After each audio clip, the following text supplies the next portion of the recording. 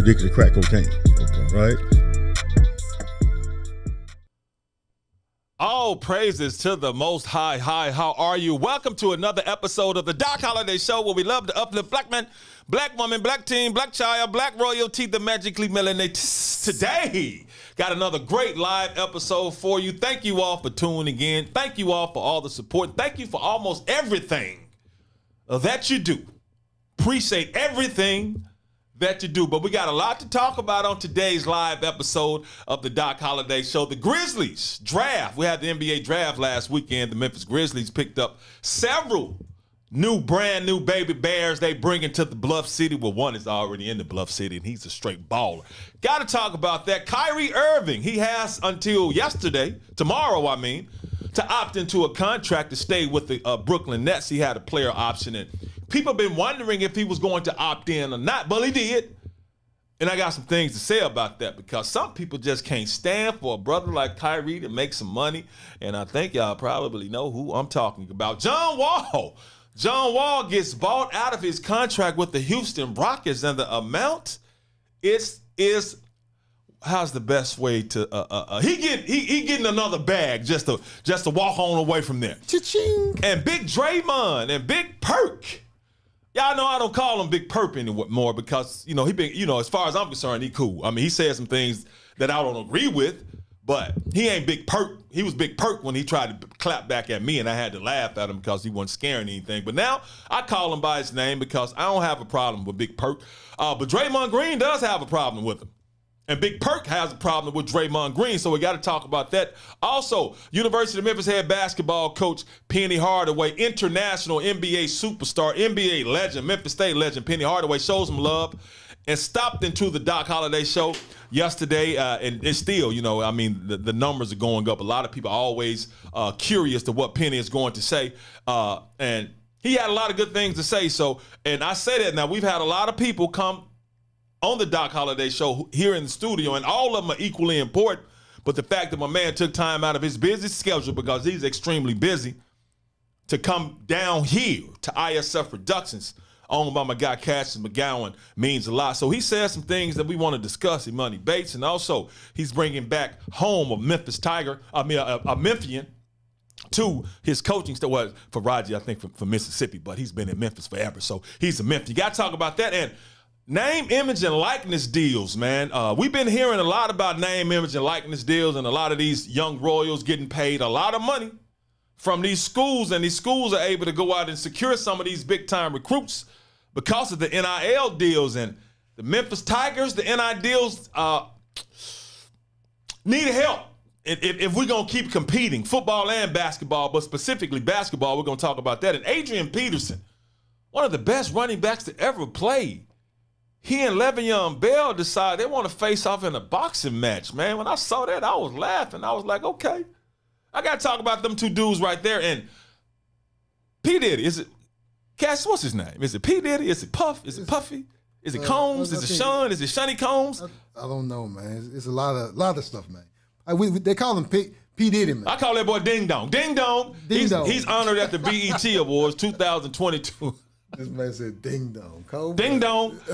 He's honored at the BET Awards, and hey, gotta salute him, because it just made me think back to Bad Boys and all those artists that they had and some of those hits. So we're gonna talk about that. And also the BET Awards. We some people got some awards I don't even listen to, but I want to acknowledge it, because this is a show to uplift black man, black woman, black teen, black child, black royalty, black melanated, right? Melanated, right? There you go. Talk about that. And also, we're shining a black light on someone that a lot of us may or may not have heard about. So a lot is on their rundown, and we got a lot to talk about. And Cassius McGowan, he's still working right now, trying to get that ticker right.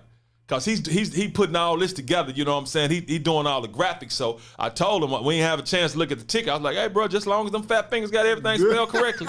Because he be, hey, man. But anyway, starting out with our Memphis Grizzlies, the Beale Street Bears. Memphis Grizzlies, NBA draft, just had the NBA draft last weekend, and the Memphis Grizzlies bringing some brand new players to the crib. Yeah. They bringing some brand new players to the Big O.M. to go with Ja Morant and Desmond Bane and Jaren Jackson Jr. and Brandon Clark. You swear I didn't see Tyus Jones because I don't know if he's gonna be here or not. He want to be a starting point guard and get that starting point guard money, which I don't blame him because he's been hooping. But the Grizzlies got a draft, man. They brought some drafted some players, and you see with the 19th pick in the draft, which didn't belong to us, it actually belonged to the Timberwolves. So the Grizzlies combined their couple of draft picks they had and moved up to that number 19th position. And who they got was Jake LaRavia, my man right there from Wake Forest. Now, he started off at Indiana State. Jake is 6'8", think about 227 pounds. Last season at Wake Forest, averaged 14 points a game, 6.6 rebounds, shot 56% from the field. So I'm watching Jake's game film. I'm looking at it intently. So I'm looking at his game, and he does a lot of his work on the inside. Mm-hmm. He's an interior player. In the paint, he's doing work. I got to give him to him. He's doing work. He has good ability to finish around the rim. He shot 38% from three-point range. Now, his shot looks good, but he shot just 38%. But the shot does look good. He has good body control, really not that explosive now, really not that athletic, but he's more athletic than Kyle Anderson. Because when I think of athleticism, I think about Ja Morant. See, Ja Morant, and Ja Morant really has otherworldly athleticism. But now you coming on this team, your athleticism is going to be compared to Ja Morant, which is probably not fair. Mm-hmm. But Jake LaRavia is not that athletic, but he is athletic enough. Because watching him, though, he knows how to finish in the rim, around the rim. He knows how to finish in the paint. He has some good moves. But I was looking at him, and just some other things I like about him is that he always look like he's playing under control. He don't ever look like he's rushed. And he has the tendencies of a DB. Y'all know what a DB is, right? Defensive back. He has the tendencies of a DB, specifically a free safety, because it's like he always roaming. He defends his man, especially when they're playing man-to-man. He's defending his man and still knows where his man is, but he's always watching and anticipating a pass. And more times than not, he's able to get there and pick that pass off. My man is a forward, 6'8", 227 pounds. But check this out, Cash. He led Wake Forest in steals last season. Yes. 55 steals. As a forward, not a guard now. As a forward, see, guards are really on the ball, but as a forward, he led Wake Forest with steals with 55. And when I'm watching him, it's like he just knows where the rock is going to go. And sometimes, like in football, you have DBs, they just always around the ball. I don't want to say they have a knack for the ball because that's cliche, but I'm going to use the cliche. He got a knack for the basketball. Now, I like his overall game, but if it was me picking him at 19, I don't think I would have did it. But I can't really doubt anything that the Grizzlies are doing right now. You know what I'm saying, Cash? Because Zach Kleiman and that front office, they've been hitting in the draft here lately. He got awards, right? Executive of the Year, right? Yeah, he got Executive of the Year, man. So, but when I'm looking at him, though, I'm like, okay, 19. I wouldn't have picked him at 19. But then when you look at some of the players that came behind him at 19, then you'd be like, well, who would you have picked before him at 19? Hell, the dude they picked at 23 could have went at 19. Shoot. Well, I'm going to talk about him in a minute. But just looking at Jake LaRavia, and he can play a role, which is what he's going to have to do with the Memphis Grizzlies if he gets on the court. I don't know how soon he's going to get on the court because, he in that small forward range, and there's a lot of positions right there. Zaire Williams, Jaren Jackson Jr., maybe he can play the 3 and the 4, but he got to come in and move slowly. But thankfully for him, even though he's a first-round pick, he's not going to be one of those first-round picks that they're going to be like, okay, get out there, man, you got to perform. That's the thing about it. He ain't going to have that kind of pressure on him. But for whatever the Grizzlies need him to do, because he's not really a player you call an offensive set for and give him the rock. Go make a play. I don't see that in him. But for what the Grizzlies need, though, playing a role, okay, be a defender, man. Rebound. Hustle. When you out there, you hustle. Play hard as hell because he does play hard. Mm-hmm.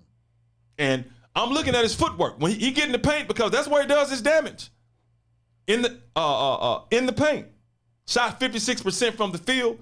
His 3-point percentage, it's okay, but that ain't his thing. That ain't his thing. But I like The reason why I wouldn't have picked him at 19, but the reason I say this because what the Grizzlies are doing, that you got a superstar. You got a Jazmine who's going to have a rock. His rock. He can shoot 25, 30 shots a game if he wants to. That's what he's going to do. You got Desmond Bane. He's a baller. He needs to get at least 15 shots a game. Jaren Jackson Jr., he's a baller. He needs to get 15 shots a game. Now, if Jake LaRavia is going to come in, he's probably going to come in with that second group, but he's not like Brandon Clark. Brandon Clark is bouncy. Bouncy, man.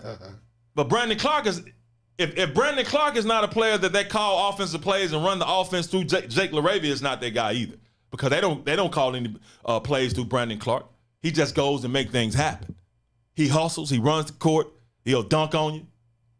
Now, I don't see Jake LaRavia giving us what Brandon Clark gives us, but he comes in with that second group. He'll have an opportunity to make some plays, but he has to be scrappy. He has to make every second on their court count, because when you have players and you have depth, because I expect Zaire Williams, man, to be to even elevate his game even more in his second season. Oh, yeah. Because he's a good player, man. He's a great player. Good young player. So he comes in with that second group, he going to get some shots. But a lot of times when you got first rounder on you, especially top 20, people looking for you to be a baller. And if you're not, they're going to call you a bust. I ain't saying that about Jake LaRavia. I'm just saying people put expectations on you when you're a first-round draft pick. And he's the Grizzlies' first-round draft. Well, they didn't pick him. They traded for him. But you know what I mean. They told Minnesota, go get him. That's who we want. Pick him for us, please. And they did. And we got him here. So just watching this film, like I said, great footwork, man. He's a role player for the Memphis Grizzlies. Not that athletic, not that explosive, but he's more athletic than the least athletic guy on our team. Why you laughing, bro? Hey, man. Hey. I'm just saying, bro. Why you laughing, bro? Hey, man. He's straight, man. Straight how? Like far as athleticism. I said he was. What, bro? I said he's not that athletic, but he's more athletic than the least athletic person on our team. What kind of setup is that, man? What you mean? It's the truth. Hey, man, that's my hey, man. Dog, he's more athletic than Kyle Anderson, dog. Okay. But his athleticism is not close to Brandon Clark's. Okay. All right. I got you. It's nowhere near John Morant's, but ain't too many people in the NBA near John Morant. You are correct. You are correct. He's not as athletic as Jaren Jackson Jr. No. Right? Right. Hey, but you know what? I'm gonna tell you something. You know who he's about equally athletic to? Because Dylan Brooks not that athletic. Nah. He's a hard player though. That's what Jake LaRavia needs to do. Just be a hard player. Yeah. But from what we're trying to do, man, putting pieces together, man, and putting it around John Morant, I'm with that, bro. Appreciate the Riverside. First, all praise to the Most High, man.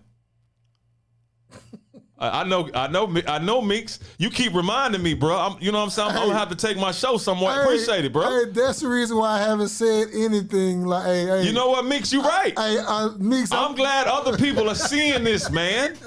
Hey. And it's not my wife. Think I be being mean. That's my brother. I love him, dog. Hey, Meeks, man. I'm trying to keep my conversation to a limited portion, man. It ain't that. It's Meeks what he does now, because instead of him talking, he'll just go, which throws me off too. I'm like, oh, you over there eating ice cream? What the hell? Man, what I supposed to do, man? Man. But you right though, Meeks. You right. You right, bro. You right. Director, producer, he's all of that, man. Technical guy, cameraman. Man, I'm doing a lot of stuff, man. And he executive producer now. Oh yeah.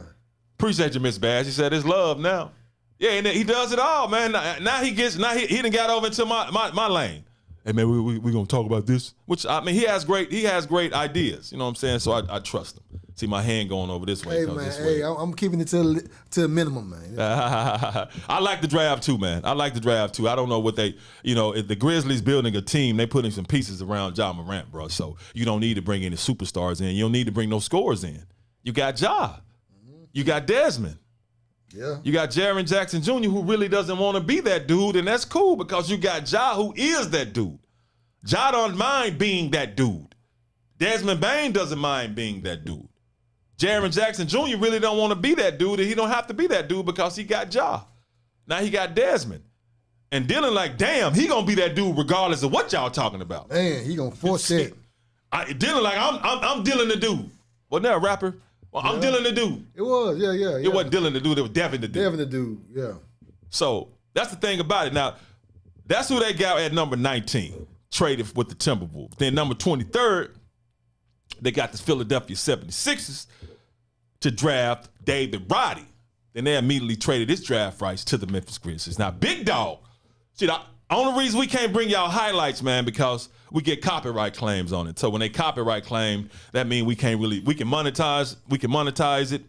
But whoever put a copyright claim on it can get any monies that we get. We ain't getting nothing yet anyway. But that's why we can't show no video. But I wish we could show y'all video. Yeah, I want to show y'all highlights, but man, yeah, like my guy Doc says. See, Meeks, I literally just said that, Meeks. Hey, you already said, Meeks, you still listening? Hey, no, check this out. I literally just said that, then he said, I want to show y'all highlights. See what I'm saying, Meeks? Because I'm the one doing the highlights, man. Dang, man. Meeks, see what I'm saying? Look, Doc. What? Look. Yeah, you're probably right, you're probably right, Meeks. Oh, yeah. You know what I'm saying?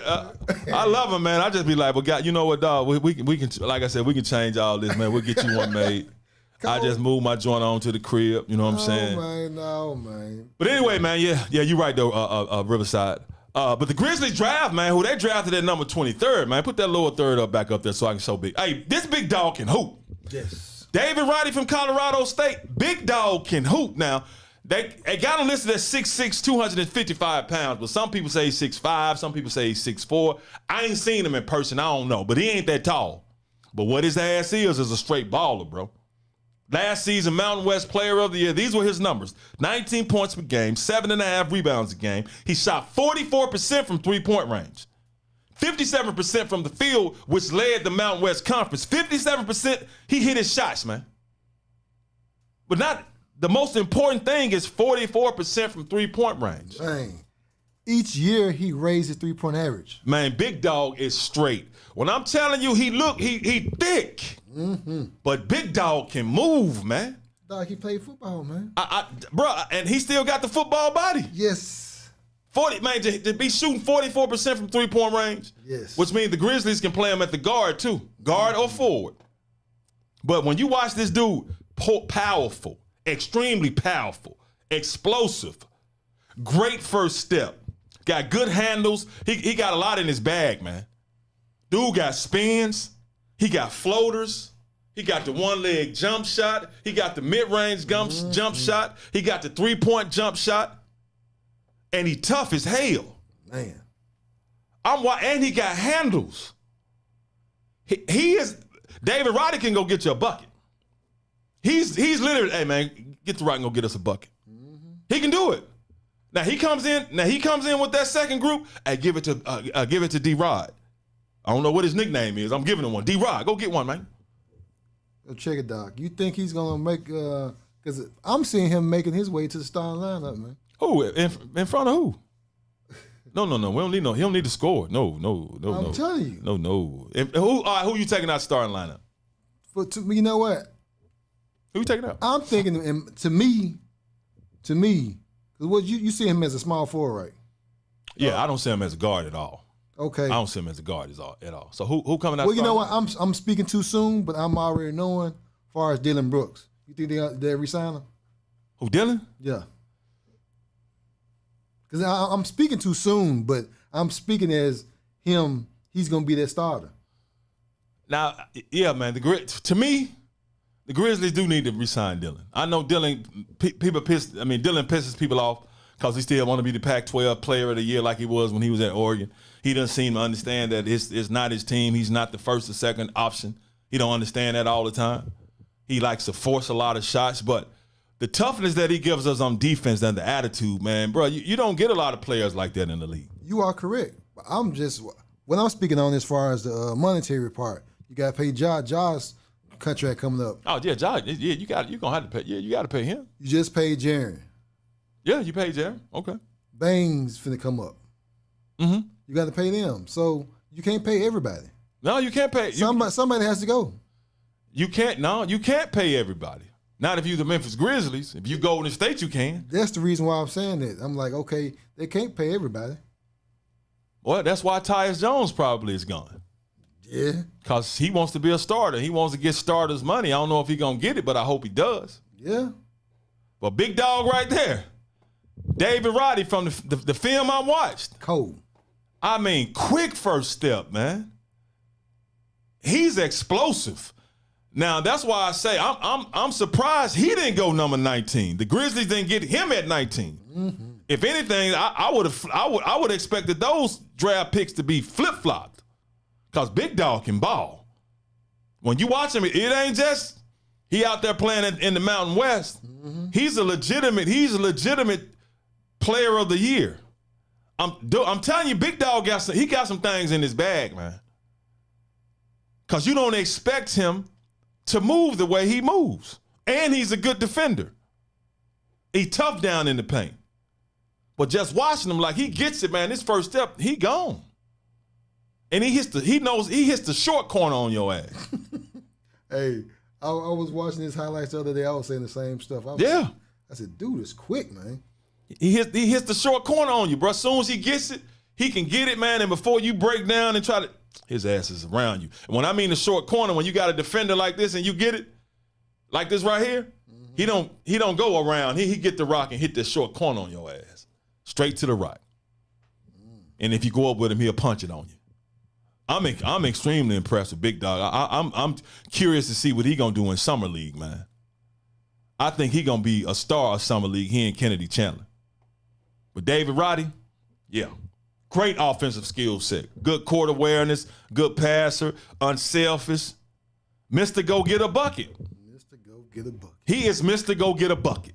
He that dude. So the Grizzlies, and I admit, I ain't too excited about Jake LaRavia. I'm not. But Roddy, I'm excited to see what he gonna do. For real, for real. Because he fits the Grizzlies look and the Grizzlies play. Well, the Grizzlies got a different look now. But it's like he could have been back there with Zebo and them. Marcus Saul and them. T.A. Mike Conley and them. They're retro, man. But, he can, but I'm going to say this. Them and this version of the Grizzlies, too. Because he flashy. He can be a little flashy. But big dog, I see what you got going on, man. Now, in the second round, the Grizzlies got to steal. They got to steal, bro. Pick number 38. My guy from Memphis. Big old Memphis. Kennedy Chandler. Mm-hmm. Drafted by the Spurs. And I'm looking, I immediately tweet out, okay, congratulations, Kennedy, with the Spurs. And I look up, my brother texts me like, why you got a Grizzlies cap on? I was like, he had a Grizzlies cap on? Yeah. So he had already knew that the pick was going to the Grizzlies, I guess before it happened. Man, you know what? Because fans, this is what, and you're right, Logan. What I'm gonna do is that I'm gonna discuss this with Kyrie here in a second. See, fans think Tyus Jones probably wants, but they want to get paid, man. See, fans want to they want their best players to stay at their team, and take huge pay cuts and go through everything to make them happy. No, they ain't worried about the player being happy. That's just how fans are. So fans are selfish. Really? They're selfish a lot. They really are. So that's why they think Tyus Jones will only want to stay and be a backup when he plays great ball. Tyus Jones thinks he's a starter. And when you look at a lot of NBA point guards around the league, he does have starting point guard skills. And he puts up those numbers because he plays under control. He got a nice little jump shot. But I'm pretty sure he and John Morant like this. But, bro, if I'm in the league, like when I was in the NFL, man, I wanted to be a starter. I wouldn't even want nobody on my team playing with me, bro, if you just good being a backup. Because you ain't going to make me better. You ain't going to make us better. Mm-hmm. Now, when you come and play as a backup, play as a starter. Act like a starter. So that's what it is, man. And I get it. Grizzlies fans want him to stay. Come on, Tyus. Don't leave all that money on the board. I'm a Grizzlies fan, but I know money is money. You got to get paid. You got to provide for your family. Man, because what happens if Tyus Jones leaves all that money on the table, right, to stay with the Memphis Grizzlies? When he retires, and just so happen he goes broke, you know what they're going to say? Mm-hmm. Man, your dumb ass should have took that money instead of staying with the Grizzlies. Yep. You know what I'm saying? Yep. So that's why, man. That's why, Logan. That's why, fans are, it ain't just, because I want them to stay too. But me being a former professional athlete, I'm like, man, get that money, bro. Get that money and hope championships come behind you getting that money. Because everybody in everyday work life, they'll go to probably the one of the worst companies in the world if it's paying them a lot more than the best company in the world. Like, man, if my boy started a delivery service and he was paying me $10 million a year and all we got are bikes, you know what I'm saying? He ain't got no benefit packages. Yeah. But FedEx come and say, I want you to work for us to be a delivery service for $70,000. Ain't they number one? Yeah. You think I'm gonna leave my boy that's paying me $10 million because he last place? No. Hell no. Oh no. Yeah, he wants that money, bro. He wants to get he got to get that money, man. You got to get that money. Off the rip. You got to get that money. Give me that lower third again. Yeah, bro. There you go. Thank you, man. you. Kennedy Chandler, man. Yeah, man. First round talent who the Memphis Grizzlies got in the second round. Homegrown. Now, Kennedy had a nice little draft party here in big old Memphis for people who not Memphis. I think it was at the Hyatt. I should have went. I ain't know nothing about it though. I wasn't even thinking about it. I would have texted. Come on, Dad. Doc. Come on, Doc. Look, bro. I was chilling at the crib, man.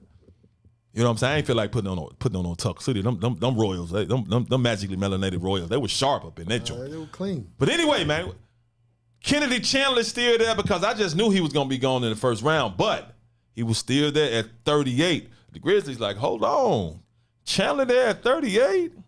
We don't really know what's going on with Tyus Jones. We probably not gonna be able to pay him. We got Kennedy Chandler, a top 15 talent, still there. Spurs, get him. Immediately traded for Kennedy, man. Played one season at Tennessee, his freshman year. Young Royal balled out, bro. Yes. He was the MVP of the SEC tournament, man. And I got to get people to grasp this. The SEC that's a tough tournament. That's a tough conference. It is. Football, we know what it is, but basketball too. This young Royal, think about all the hoopers that's in the SEC, man. Think about how tough of basketball. He was the MVP of the SEC tournament at Tennessee. He started the year kind of slow, but I can understand, man, you trying to figure, okay, I'm the point guard, I'm a freshman. Do I get everybody else involved? Do I be aggressive with my shot? Do I get my game? So he had to find the balance. When he found the balance, oh, man, they couldn't stop his ass, bro. 14 points a game last year, almost 5 assists. And he a ripper. You know what a ripper is? No, what's a ripper? He was ripping cats. Oh, he's stealing. Yeah. Led Tennessee in steals with 74. So you expect your guard to lead the team in steals, and Kennedy did that. I remember watching him in high school, man, when he was hooping for Briarcrest. And when he was young, I was like, man, this young fella, man, smooth. I mean, smooth, under control, quick, fast, but he plays under control. He don't seem to ever be rushing. And when he plays fast, he's not rushed. And it's a difference. You can play fast and not be rushed. He plays fast but not rushed.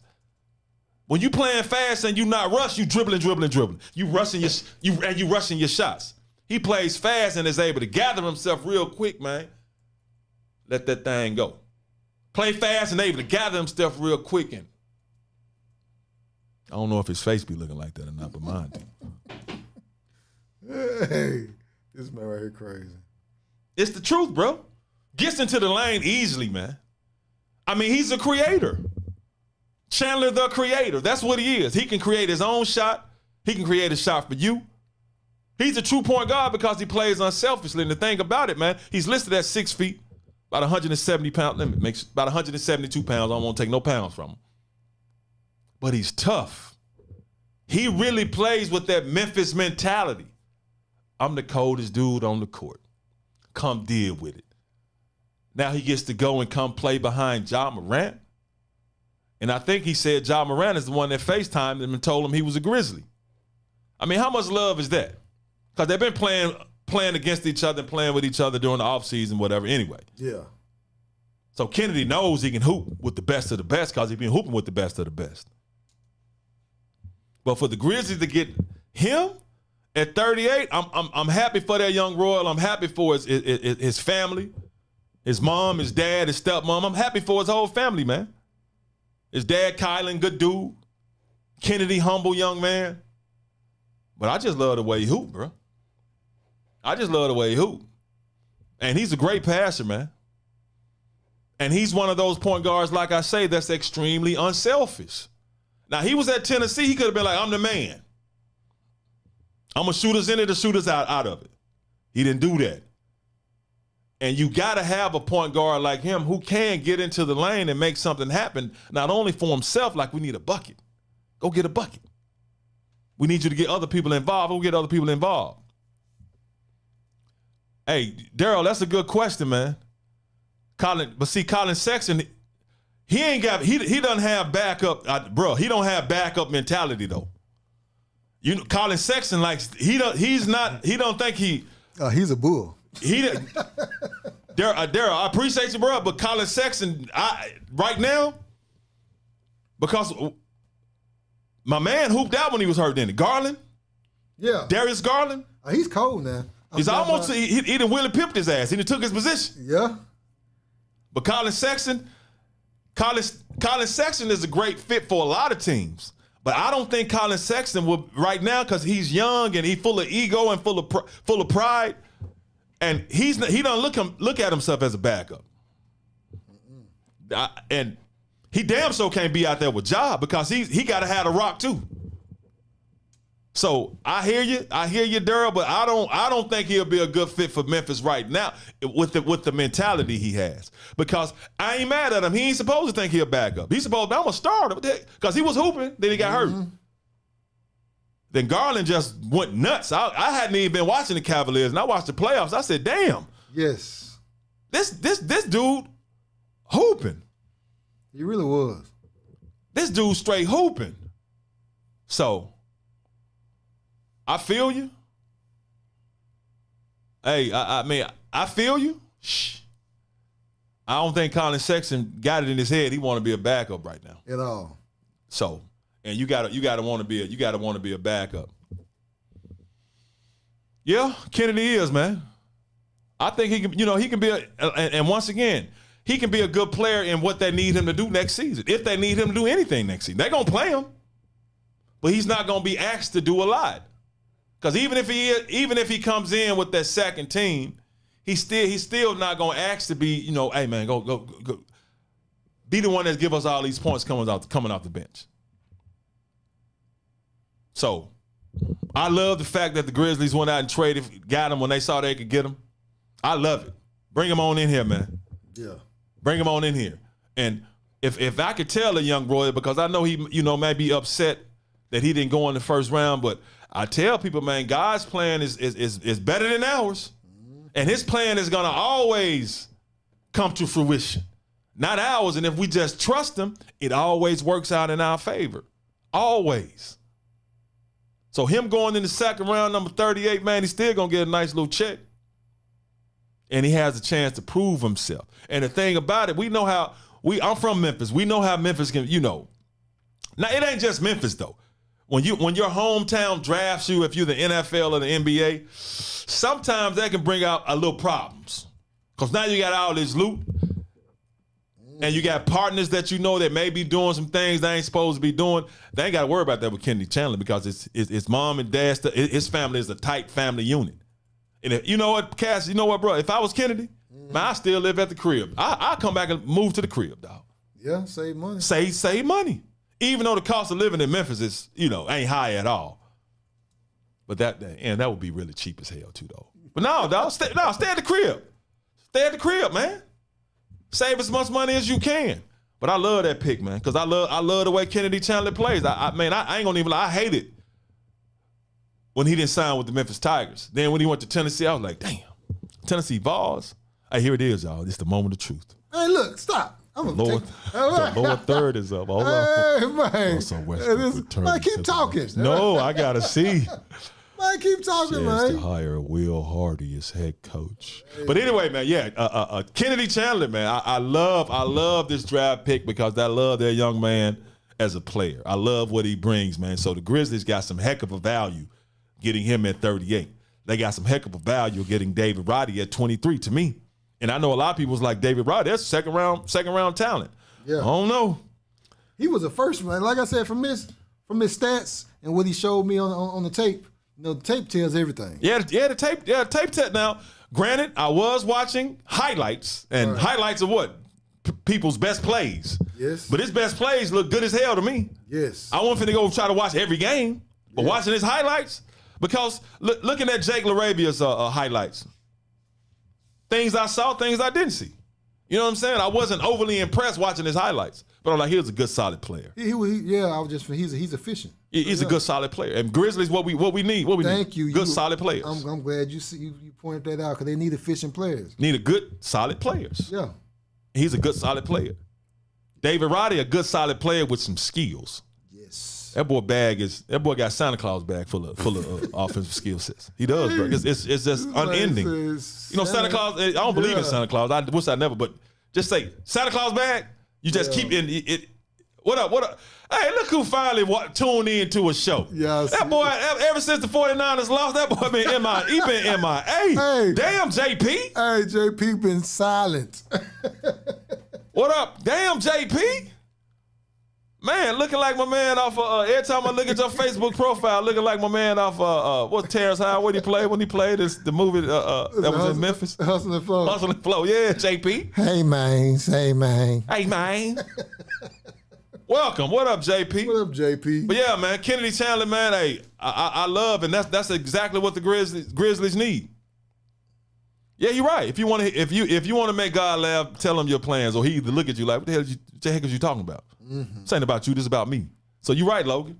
But yeah, man, Kennedy Chandler, man, you went exactly where you were supposed to go. And your life is gonna go exactly how it's supposed to go. Because I tell you now, ever since I started trusting the Most High's process, my life opened up like this, because when I was trying to order my steps and do things my way, man, I was messing up all over the place. And the Most High was making me mess up, because he want us to trust him. Mm-hmm. So it ain't about having a chip on your shoulder, Kennedy, because now you got chips in your pocket. Yes, sir. To hoop. So let's be thankful about that. Let's not focus on, man, I should have went in the first round. No, you went exactly what the Most High said you supposed to go. So I'm happy, man. I'm happy the Grizzlies got him. I'm happy he's here staying at the crib, because that young fella can hoop, man. That young fella can ball, man. And he got attitude. He got toughness. So now if he does play a little pissed off, he'll be buckets. Yes. So I like that. And the Grizzlies' last draft pick, the one they actually picked, with their name next to it, and with this pick, the Grizzlies picked, because all those other picks, they was like, pick this person for us. It was kind of confusing at first. Yeah, it was. I was like, damn, what the hell? Man, you know what? And I ran, because I wanted to acknowledge something. Hold on. My bad. Because to get David Roddy, bro, we sent DeAnthony Melton to the Sixers. Yeah, Melton, man. Salute, man. Salute. DeAnthony Melton, appreciate you, man. Now we got Danny Green in return. He can shoot when he can shoot. Think he hurt now though, but we sent DeAnthony Melton to the Philadelphia 76ers. That's how we was able to get David Roddy, man, and also get Danny Green, man. Yeah. But you know what? The thing about it, Daryl, they already got a half a star to win the West. Remember, Jazmine got hurt. He missed 3 games, man. They was in the Warriors' ass, bro. So they already got a half a star. That's Jaren Jackson Jr. Yes. They got they got Desmond Bain can really be a star. Yes. So they got what they need to win the West. Because remember now, we beat the hell out of the NBA champions. Yes. In the Western Conference semifinals now. So let's remember that Ja Morant didn't play those last 3 games. He did not. And Dylan Brooks was suspended a game. You. And Sam Adams. And Steve Adams. Steve Adams. Yes. Yeah. You think about drinking beer or something? I know, right? What's that? What's that? Samuel Adams. Hey, Samuel Adams. And let's remember, Desmond Bain back was bothering them too now. Damn, I forgot about that. Yeah. So we really ain't gotta add anything to the core in order to do work. Now we lose Tyus Jones, because Tyus Jones was huge coming off the bench. Yes, he was. Now we would have to get somebody to replace him. But as far as getting another half a star, we already got a half a star. Like I said, Jaren Jackson Jr. is a half a star. National. Locally, he's a star. Hell, looking at that boy like I'm losing my hair right here, but I ain't. You gonna be bald headed like hell, niggas a guy. I bet you's a lot. But now, yeah, for real though. Now, Daryl, you know what I'm saying? No, we got what we need to win. We just need to keep Ja healthy. We can keep everybody healthy. We good. Thank you, Miss Matlock. Hey, thank you, Miss Matlock. That's Tony Matlock's mom, TJ Matlock's grandma. Thank you, Mrs. Matlock. I appreciate you. See, Mrs. Matlock, I remember Tony Matlock telling me when I was working at that trash station that I left, how much his mom enjoyed my shows. Okay. So I'm glad she found the show and she's watching it, she's commenting. Mrs. Matlock, I appreciate you so much. Hey. Thank you, Mrs. Matlock. I appreciate that very much. And your son gonna do, we already know what he gonna do down the way yet. Alabama State, he gonna do some things. Oh, yeah. But anyway, yeah, man, and thanks again, Miss Matlock. But yeah, now the Grizzlies got everything they need to win the West. Just if we lose Tyus Jones, we got to get somebody else. Mm-hmm. But Ja Morant, you got a superstar. Once you got one superstar, you cool. Because that, like I said, he takes a whole lot of pressure off Jaren Jackson Jr. Jaren Jackson Jr. ain't got to be that dude. Desmond Bain, like, I can be that dude if I'm healthy, if I need to now. Yes. And once again, Dylan, like, I am Dylan the dude. Yes. If we can get Dylan to just calm down. Dylan, look, man. I need a teacup his ass, bro. Get out. Hey. Hey, Dylan. Put him up on a little spell right there. Dylan. Tick, tick. Hey. You are a defender, Dylan. Hey. You are the third option, really the fourth option when you're out there in the starting five, okay, Dylan? Dylan, we love you, Dylan. We need you, Dylan. But Ja is the scorer, okay? Then we're going to look for Desmond. Then we're going to look for Jaren Jackson. Then it's you. Oh, y'all always going to win, JP. Oh, that's why, see, Penny had to get his attention. Oh, that's why JP on, man. Cold blooded. We finna talk about P. Hardy, man. Yeah, we're going to talk about him. Babe's brother, Clay Thompson head. I know, man. Oh, Clay. Clay was drunk. I think the Grizzlies is the reason why Clay was drunk at that parade and running people over, man. Yeah. What you right? He called you the Beige brother. You right. Beige brother. They in his head. But anyway, man, rounding up this draft, they ended up with Vince Williams Jr. from VCU, man, 6'6", 205 pounds, averaged 14 points a game, 6 rebounds a game. He shot 47% from the field, 38% from the three-point range. But you know what I like about Vince Williams Jr., bro? What's that? That man arms this long. Put my two arms together. Really? Man, this man like Hey, the elastic man around this thing. He like Mr. Fantastic. Yeah. He's like Mr. Fantastic, man. And or like that I think that scary movie Slender Man. Yeah. That young Roy arms so long, man. He gets his hands like your ass try to do a pick and roll with Vince Williams Jr. anywhere in the vicinity. And you trying to pass it off like that. Boop. He gets his hands on him, man. Yes, he's a great defender, great perimeter defender. He's not really that athletic either. But he got those long arms, man. Great defender. So, and he probably won't be asked to do too much, man. But that's how the Grizzlies rounded out the draft. And you know what, bro? I like that draft too, man. Yes. I like that draft. We got him coming in. But Kennedy Chandler.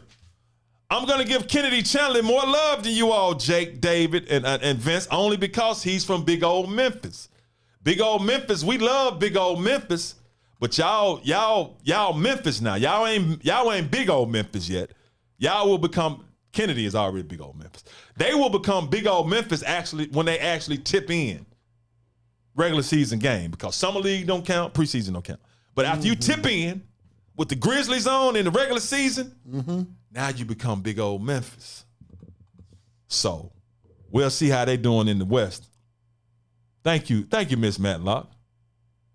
I appreciate it. Yes, God's plan. You're exactly right. I appreciate that support and that encouragement, because I need it. I ain't gonna even lie, Miss Matlock. Sometimes I be like, man, trying to start this thing all by myself, and I'm thankful to partner up with my boy, my brother Cash is over there. Yes, sir. But to trying to start something new and build it with yourself, and you know, y'all invested. You investing your own money, and ain't really got no money coming in because you got the vision. It's hard. It can get a little intimidating. And I'm hard to intimidate. So sometimes I do get, I ain't gonna even lie, I get a little discouraged. I be like, God dang, bro. You know what I'm saying? Because as much as I keep Cash as positive, I be thinking like, man, our show is great. This month, but I know it's God's plan and it's God's timing. So it's gonna happen. I appreciate that, Miss Mike. Yeah, it's happening. I appreciate that, Miss Mike. I really do. Yeah, I do too, Daryl. I hope Memphis get who we need, man. 100 to you. Now, Daryl, let me ask you something. Yeah, does that mean 100? It's 3 of them though. So you saying 300? 300 to me? Boom, boom, boom. Or just 100? This man right here crazy. But I appreciate you though, my brother. Yes, I appreciate it. I hope the Grizzlies get their man too. Hey, speaking of people who get mad, the Brooklyn Nets. Yes. They got their man. They was able to retain their man. Yeah. Now, there's been a lot of talk about Kyrie Irving, man, and Kyrie Irving he's been the topic of conversation on every sports show, bro. That's all they've been talking about. But they've been talking about whether or not Kyrie Irving is going to opt in to his Brooklyn Nets player option, right? Right. He's in the last year of a this was the player option. He can opt in for $36.5 million.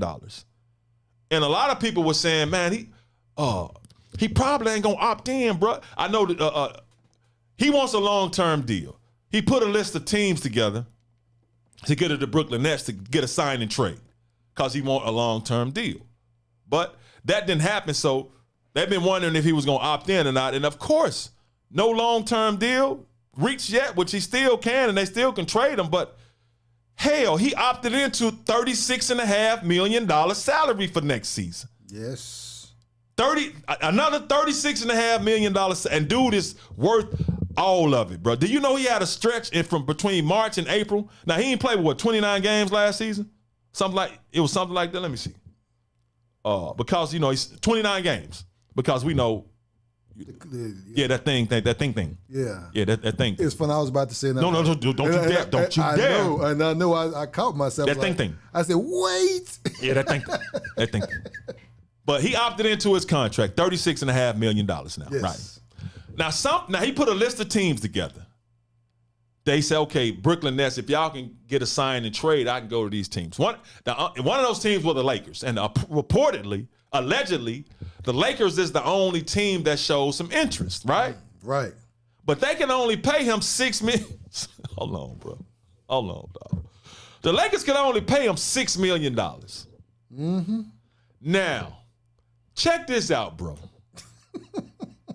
You had some Lakers fans crazy enough to think that Kyrie Irving was going to leave $30 million on the table, bro. Nah. To go play for the Lakers. They could only pay him $6 million. Bro, dog. This is a very smart dude because he's very learned. See, people talk about him because he talks more than just sports. So they just want him to shoot basketball and shut the hell up. Mm-hmm. But dude researches a lot and reads a lot, just like I do. So some of his thoughts are not like the majority of the people in the world's thoughts. So now they try to, because a lot of people in the world are just simple-minded. You show them something, they believe it. You tell them something, they believe it. They don't do no research on their own. They want you to tell them what reality is. They're like, okay, that's reality. He ain't like that. So he goes against the grain of the world. But he's very learned, and he ain't stupid now. I would have started talking about his ass like Screaming A. Smith be talking about him. How he left $30 million on the table, man, to go play for the Lakers. Yes, I would start talking about him then, like, oh, wait a minute. Is he okay? 7-time All-Star, 3-time All-NBA. He gets buckets. Dude gets buckets. Yes. 27 points a game last year. 6 assists. Now, they got their ass swept in the playoffs by the Boston Celtics, but they didn't have any chemistry. They hadn't been playing together, man. And it's really, you know what I'm saying? He and KD got to get some things going. It's coaching. Yeah, hell yeah, it's Steve Nash. Shit. Yes. You Bluff City Classic coaching out there, bro. Yes. You can't Bluff City Classic coach out there on the NBA. Yeah. They don't trust. I mean, they ain't got no respect for him, though. You got to earn the players' respect, and this is his first time coaching, so what you expect? But anyway, Lakers fans, y'all crazy as hell if y'all thought that dude was going to leave $30 million on the table to come play for y'all for $6 million. Man, you can't get that money back. So I'm glad he opted in. Now they can sign him now or still trade him, but the sign and trade is over because he didn't opted in to the deal. The deal is the deal. But y'all done lost y'all damn mind if y'all thought that dude was gonna leave $30 million on the table, man, to go play with them cats in LA for $6 million. Dog, that's still baffling me, bro. I won't leave 30 cents on the table, dog. 30 pennies. I won't even leave 30 breaths on the table. No, dog. So Kyrie opting in, man, I'm glad. Get that loot, man. Get that loot. But guess who has something to say about it, bro? Screaming A. Smith. Stephen A. Candy. Stephen A. Candy? Now, I normally watch First Take and all of that, man, so I can, hold these dudes accountable for something. But I've needed to have a break from that dude. Mm-hmm. So, I tuned in today, and they had Freddie Coleman and he was off. He was off. But don't you know, despite being off, he still made a video to address Kyrie Irving opting in. I told y'all, it's a 1-year deal. Right now, though, he can find a long-term deal. Dude spent his day off to make sure he discuss and make a video about Kyrie Irving opting in to $36.5 million. He was actually celebrating the fact that Kyrie hadn't got a long-term deal yet. Oh, really? Yeah. See, now you got to actually go to work and get paid. I still don't why the hell do you care? I'm telling you, bro, I think the Brooklyn Nets, I think their name is Calvin Candy. Calvin Candy. And he's Stephen A. Candy. Welcome to Candy. Because he act like that is his money. He is so mad about that dude and the amount of money he gets paid for not playing. Now, bro, when he's doing what he's doing, Kyrie, if the Brooklyn Nets want to be upset with him, I understand, dog. It's their money. They can be mad. But I'm telling you, somebody in Brooklyn Nets front office is using him as the pit bull, bro. Because he acting like that's his loot. But my point is, Stephen A. Candy took time off on his off day to discuss and make a video about Kyrie Irving opting into steal a deal. You laughing, Stephen A. Smith. The man still gonna get another $36 million next year. Still getting that paper. You acting like he ain't getting nothing. So just say he don't play next. Just to say for any reason Kyrie Irving say he don't want to play next season. Dude, he's still gonna get paid 3 times as much as you. That's what you mad about. So he's still gonna get $36.5 million next season, which is a lot of damn money. So you still lose anyway. But Stephen A. Candy took his time off to make a video about Kyrie Irving. He was off today, right, Cash? Yes. We saw the video because they showed it on First Take. But I remember specifically you saying, Stephen A. Candy, when Nick Saban came out and made them atrocious accusations against Deion Sanders and Jackson State, talking about they cheated to get Travis Hunter to come down there. When Nick Saban said that idiotic stuff, that Jackson State paid Travis Hunter $1 million to come to school down there, when Deion Sanders says he don't even get paid $1 million, that was nonsense. Now, when Nick Saban made that comment, it was during the week. You were off. People were waiting on you to respond. No. And I specifically remember people tweeting at you, asking you, when you gonna respond to Nick Saban? And you told a brother he was goofy, stupid, or something because he was asking you to respond, and you was like, I'm off work. I'm off work until Monday. I respond when I'm back on the show. I'm off. Also, you couldn't respond with the video to Nick Saban. And even when you did come on the show, you ain't say nothing. But you couldn't respond, and you couldn't make a video about Nick Saban saying what he said when you were off. But you quickly made a video about Kyrie, the brother, getting that loot and putting your 2 cents in on your off day. Isn't that, what you call that, bro? Hypocritical? Yes, it is. or a straight liar? Is it both? A lie hypocritical? You're a lie hypocritical, Stephen A. Candy. We talking about Stephen A. Candy here. You're a lie hypocritical. Anything Kyrie does, man. Yeah, thank you, bro. Now he'll probably be mad if it's Gatorade too. How you drinking Powerade? It ain't Gatorade. Oh, I shouldn't say them names because they ain't sponsoring nothing. No, how you drinking two of them? Why don't you choose one? So you can't make up your mind. You want to do things your way. You want to drink both of them. I got some water from the fountain of life. Why you want to drink water from the fountain of life? God dang, dude. Can't make you happy, man. But you're right. You're right, Meeks. Anything Kyrie does, he got something to say about it, man. But, anyway, but Kyrie, go get that loot, man. I'm glad, bro. I ain't mad at you. I ain't mad at you at all. Yeah, they try to tear their brother down, Fred. Heck yeah, they do, man. But it's cool. You got to, it's all a part of God's plan, too. They can't do it. But my whole point is brothers that's doing it. Brothers that doing it. Specifically that dude. Brothers that's doing it.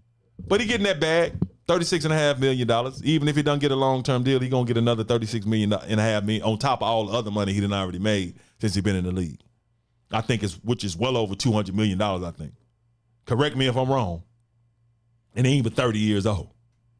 So he opted into Brooklyn Nets contract. Now he and KD hopefully can get some things going because KD got another 4 years on this deal. And them two dudes together, hey, they the dude, man. Mm-hmm. Yeah, Stephen A. because his ego out of control, Daryl. His ego is totally out of control, man. And I think something wrong with him. I think something wrong with him. His ego is totally out of control. Now, the Most High had to humble him once before when he fired him. And he said he was living off his savings. No. Yeah, man. So he got back in there, and he's been even more of a company man since then. You can work for your company and be in a company man. Those are two different things, man. But this dude right here, he makes his money off ripping the brothers. But, God's plan for him is God's plan for him. Yes. I don't want to tear Screaming A. Smith down. I don't want him to go broke. I just want him to do better when he's dealing with the brothers. Do right. That's all. But you're right, though. But Kyrie got that bag. Stephen A. Smith, you can laugh all you want to. My man still just opted in for another $36 million. And somebody's going to pay him. I don't care what you're talking about. He going to get another long-term deal, whether it's with Brooklyn. He going to get it. He going to get it. But Kyrie did make a statement. This is what he said. He told The Athletic, normal people keep the world going, but those who dare to be different lead us into tomorrow. I've made my decision to opt in. See you in the fall, A1, A11 even. So good job, man. I'm happy for you. Get that bag. Speaking of somebody else who got that bag, John Wall getting another bag. John Wall, he done pull up the Brinks truck. John Wall. He got the bag twice, man. Hey, man, hear ye. Court is in order. John Wall showing you how to get that bag for real, man, and I'm happy for him. John Wall and the Houston Rockets have agreed to buy out his contract, bro. Buy out his contract. Now, John Wall was supposed to make $47.5 million next season, right, with the Houston Rockets. Yes. So they said, you know what, John Wall, we're gonna buy out your contract. And allow you to become an unrestricted free agent so you can go sign anywhere and you can pay any money. So let's negotiate. John Wall was like, okay, we owe you $47.5 million, $47.4 million. I can see John Wall saying, yeah, y'all do. What's a good number for you in order for us to let you out of your contract? $47.4 million. That's a good number for me. So they came to a decision. So they said, well, we're going to buy you out and let you become an unrestricted free agent. But is there anything we can do to not pay you the $47.4 million? I can see John Wall saying, okay, cool. Y'all just paid me $43 million to sit on the bench last year, which I was healthy. Y'all didn't want me to play. No, I'm sorry. $44 million. Yes. He was healthy to sit on the bench and not play last season. Think about that for a minute, bro. He wanted to play. Now, you know how much $44 million is? Man. $44 million. And look, just sit over here and just chill out. We got a young team. We rebuilding. You ain't part of the plans. So he was healthy. $44 million to sit down and not play last season. So maybe they thought he was going to get him a break. No. Hell no. John Wall, we owe you $47.4 million. What can we do? John Wall, pay me $47.4 million. That's what we can do. They're like, okay, well, let's do this thing. We'll pay you all but $6.5 million. Sound like a goddamn deal to me, bro. So he gets paid $41 million to walk and become an unrestricted free agent. Now he can get paid whatever he wants to get paid by another squad, which they saying he's going to go to the Clippers and team up with Kawhi and Paul George and those dudes and compete for the starting point guard job with Reggie Jackson. Now, when I look at John Wall, he hadn't played. I ain't seen him on the court in a while. Now, he's a career 19-point per game shooter. I think 9 assists a game. All-star, multiple all-star. And you know how explosive he was. He's first overall pick in 2010 draft, I think, 2010. Yeah. Number 1 overall pick. Cold. Fast, explosive. Kind of slowed down the last time I seen him, but he was dealing with injuries, though, which caused him to put on some weight. I ain't seen him play in a couple of years. But now he's going to the Clippers. If he's anywhere close to that John Wall from a couple of years ago, because the Clippers are already going to be scary anyway. Kawhi coming back, Paul George healthy, Ty Lue the coach, adding him, because Reggie Jackson can play, but I don't think he's better than John Wall. But he may fit what they trying to do, though, with Kawhi and Paul in that starting lineup more than John Wall, because Reggie Jackson, he will look for his shot. And he loves like to score. And also, Reggie Jackson need his ass whooped too, Cash, because he left a lot of money on the table. That's the one person that left a whole lot of money. And Schroeder. Yes. Those two. Well, people make bad decisions. So. Oh, man, but damn, $100 million decision. Yeah, buddy. Yeah. But anyway, man, John Wall, yeah. Salute to you, bro. Now you out of there, man. You get paid $44 million to sit on the bench healthy last season. Mm-hmm. And another 41. So that's $81 million Houston have paid my man in 2 seasons. He ain't had to do nothing for him. Hey, bro, blessings. Y'all should be thanking the Most High every day. All day, every day. Blessings upon blessings. So I'm happy for you, John Wall, and I'm interested to see with the Clippers, but we'll see your ass, man. Grizzlies, because we'll be here. Oh, yeah. We'll be here. So come on over on this side. We'll be here. We'll be here looking for your ass and waiting on your ass, John Wall. But get that loot, man. I'm happy for you, bro. I'm happy for you. Now, 2 of my dudes, Draymond Green and Big Perk, bro, they been going at it, bro. Mm-hmm. Draymond claps at, well, first of all, Big Perk claps at Draymond. Draymond claps at Big Perk. It ain't stopped. It has elevated. Now, we know Draymond Green has his own podcast, the Draymond Green Show. And for all, I mean, it's a good show because he's a very opinionated dude. He says a lot. He talks basketball. And Big Perk does a lot on TV. Says a lot. But, during the NBA draft, I said, I was actually, he did a decent job to me, man. Yeah, he did. Now, some of the player comparisons didn't make any damn sense to me. And he got into it with Desmond Bain because he compared somebody on the draft, Keels or somebody, to Desmond Bain. Like, really? Really? Yeah, really? Yeah, young fella, humble yourself. Like, how is he not humble? Because he like, you trying me like that? No, I come up the chimney now. And Desmond Bain was like, well, they might mistake you for a black Santa Claus. But you're going at it with everybody, bro. Yeah. But anyway, they've been going at it, man. So Draymond Green, he just won the championship, but he been at Big Perk ass, bro. And he made some comments here recently about Big Perk. Kendrick Perkins, you act like this clown, and it's baffling to me. He could never be you. You know why he could never be you? Because he never done it. You go up here acting like him. You don't have to do that, buddy. You played. You did it. Go talk about it. Or can you not?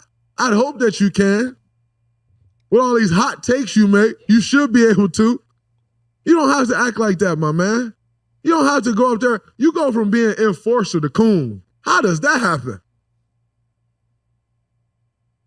At least you act like an enforcer. I didn't really ever take you for one.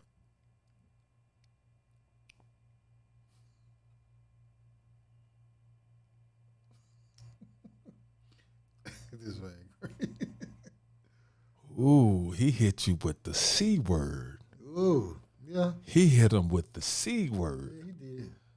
Now, I've had the battle with Kendrick Perkins earlier this season during the playoffs when he was eating chicken and then Dr. Holliday.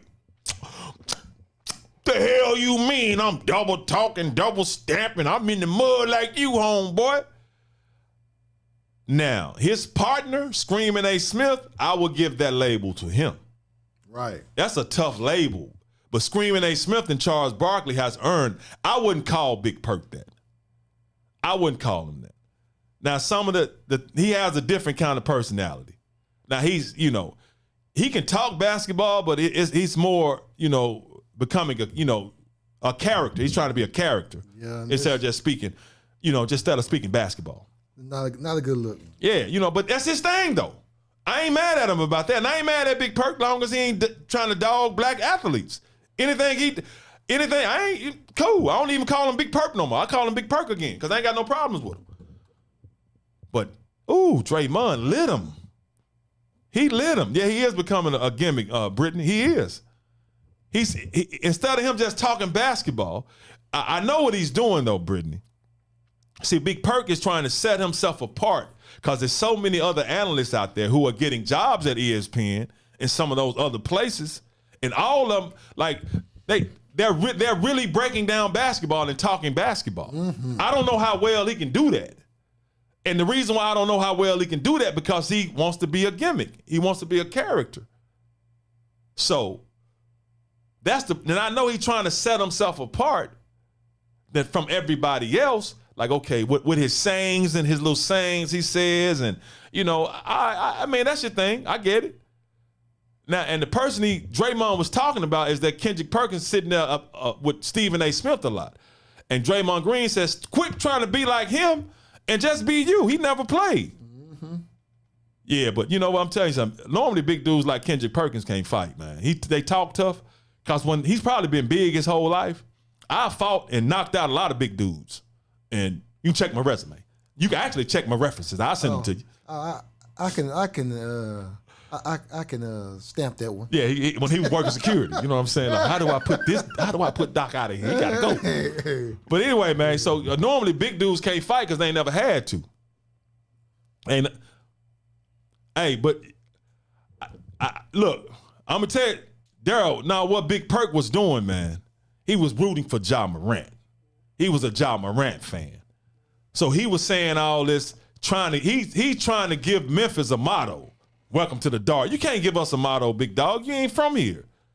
But Daryl, I can say this now. You got to understand now, once we lost to Golden State, he went on TV and said Memphis and the other teams that Golden State played were not smart enough to beat them. So he gave us a shot too now. What's the big difference between Stephen and Draymond, Daryl? And let me explain it to you. Draymond he goes as Stephen A. You know why he goes as Stephen A? The same reason I go as Stephen A. Stephen A blanketly tries to dog any black athlete he gets a chance to. Correct? Correct, Cassius? Correct. That's the difference between Draymond and Stephen A. That's the difference between me and Stephen A. Because people then quoted at me like, you trying to make a name for yourself going at Steve. No, I'm not. I ain't clout chase. I want the dude to do better because Stephen A's history is a history of disrespecting black athletes. Draymond disrespecting one, and maybe two because they up there together. That's the difference right now. Now, if Draymond starts to attacking all other black athletes for no reason in the world, like Stephen A has had a tendency and shown that's his MO, then I have a problem with it. But right now, Draymond is doing the same thing to Big Perk, but Big Perk actually offended Draymond first. So Draymond been going at his ass since then. So that's the difference. But Stephen A, man, called Jamarcus Russell fat Jabba the Hutt. Talked about the Nigerian basketball team name. Whatever your name is, you're good for nothing. You know what I'm saying?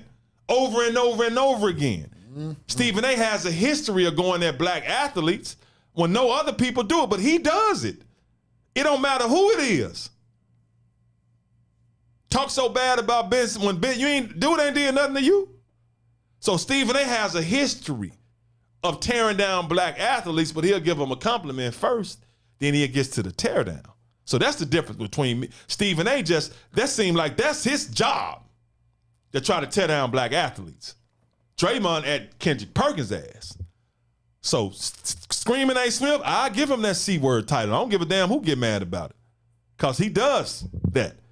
So Draymond clapping at Big Perk, so of course, Big Perk had to respond, and he did respond, and it is hilarious. Hey, Draymond, you good? The fuck wrong with you? Didn't you just win your 4th championship? What the fuck you worried about me for? What, you mad? You mad because I'm doing it my way and it's happened to work? I'm doing it my way. I ain't got to do it your way. I'm doing it my way. But look, forget the old media, forget the new media. I'm going to stand by the old law, right? And the old law says, hey, man, all that disrespect and all that hoe shit, calling somebody a coon, man, you got me fucked up. Ain't nothing a coon about me. Ain't no cooning, ain't none of that. Straight up. And here's the thing, right? We all know, dog. We all know. You all bark and no bite. We know this. The NBA brothers know this. A lot of them that's talking behind you, behind your back with the whispers, they know this. They know you not gonna do nothing. This is proven. This is facts. We know that. So, one, stop with all the tough talk. You can talk about me as an ESPN analyst. You could talk about my takes. You could talk about everything you want to do. I don't give a fuck about that. But what you not gonna do is, you not gonna disrespect me and call me no motherfucking coon. And I'ma stand on that. You talk about standing on something, I'm standing on that. That's what I'm not gonna be, especially by you, when we all know you not gonna do nothing. Let me try that wink again. You not gonna do nothing. And we know that. It's proven. We know that. We know you ain't gonna bust a grape in a fruit fight. We know you ain't gonna pour milk on cereal. We know you ain't gonna listen to it go snap, crackle, or pop. We know that. But that coon and shit, man, you got me fucked up. We could keep it entertainment. We could keep it ESPN. You can whatever you want to do. But we ain't doing that coon shit, homeboy. Real talk. Carry on. Woo! Kendrick Perkins, watch your mouth, man. Watch your mouth. You use some harsh language, man. That was some tough talk, wasn't it, bro? But Kendrick Perkins, let me remind you now, he that winketh with the eye worketh evil now. That's a Bible verse now. He that don't winketh with the eye now. But that was his response, man. Big Perk, he clapped back, didn't it? But that's what I don't understand, though, bro. Why they immediately rush? Why you immediately rush to social media to do that? I guess you got to respond because his video went out there, huh? But, bro, you know what happened the next morning, though, right? ESPN. On my phone. Kendrick Perks, we need to see you. Zoom call here shortly. Are you available? Yeah, I'm eating some chicken. About to talk to Dr. Holliday again. Well, we need a Zoom call to 2 minutes. So Kendrick Perkins tweeted out he had to take that video down. Because it's one thing. I feel you. I feel you because he called you the C word. I feel you on that, dog. You get the coon label on you. That's hard, boy. So you should be mad about that. I don't think you that. So I understand how you feel, but I'll let threatening to fight stuff, man. Like Draymond just said the other day, he ain't trying to fight. He said he will. He ain't trying. Like me, I ain't trying to fight. I will. Nobody trying to fight.